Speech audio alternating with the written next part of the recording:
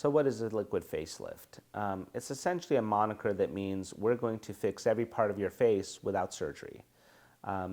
So what are the things we look at? There's some wrinkles that are caused by muscle movement, and the way muscles move creates wrinkles on the face, and of course that's something that we use Botox or another neurotoxin for. And you know, I don't like calling these neurotoxins because those are bad terms. Really, I like calling it magic in a syringe. But what these things do is these relax the muscles using a purified protein that's actually microscopically a very large size, which means once you put it there, it really doesn't move. It does its thing, and it's actually eliminated from the body quite quickly, within days or weeks, but the effect that it gives you will generally last for about 3 to 4 months, sometimes even longer if you stay with it. So generally, wrinkles on the upper third of the face, between the eyebrows, up here, and in the crow's feet are wrinkles that are caused by muscles, and those are great areas for Botox. We can also do some other tricks, for example, doing Botox here and here and relaxing the muscles that pull the brow down. We can actually have the brow lift up. Because we spare the muscles that lift the brow up, we relax the muscles that pull the brow down, so the net effect is a Botox brow lift. In the lower part of the face, or in the middle third of the face, I think the principle is we have a lot of fat pockets that are giving structure, three-dimensional structure to our cheeks. And actually there's lots of them. There's more than one. It's not just one cheek, it's actually several fat pockets. And those fat pockets, just like an air pillow mattress, can deflate. And they deflate at different sequences and at different times. And when they do deflate, they create wrinkles, indentations, shadows on the face, which is what most people perceive as aging or looking tired. So part of this is to recognize exactly which fat pocket is deflating and make sure that you only fill those in. And again, this is a little bit of art and a little bit of experience.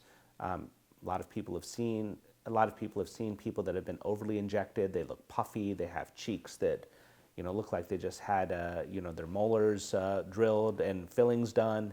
And again, that goes back to the unnatural look. And a big part of what we do is a recognition of the natural aesthetic. So we're into restoring the way people have looked when they were younger. We're not looking at just blowing up every wrinkle and puffing everything out that we possibly can. So in the mid-face, we do a lot of fillers.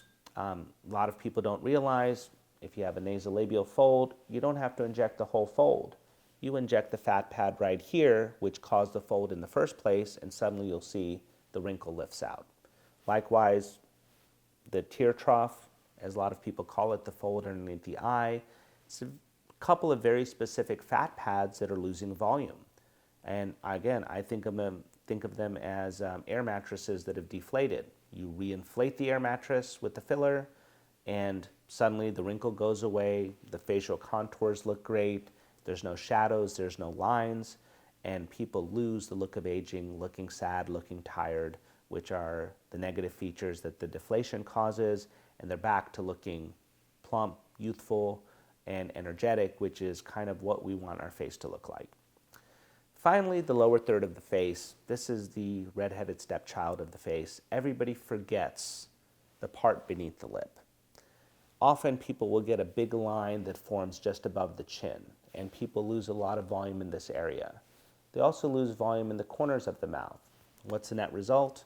Corners of the mouth turn down, the lips start turning inward, and people get this big crease, and it looks like somebody is doing this to them all the time.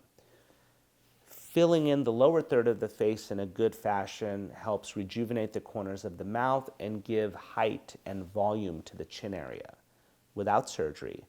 And I cannot underscore how important that is in helping the aesthetics of the face. So the liquid facelift is essentially a combination of neurotoxins like Botox or Dysport that help relax wrinkles caused by muscles, and then a very judicious use of different types of fillers to help refill the parts of the face that have deflated to give people a good, youthful looking result.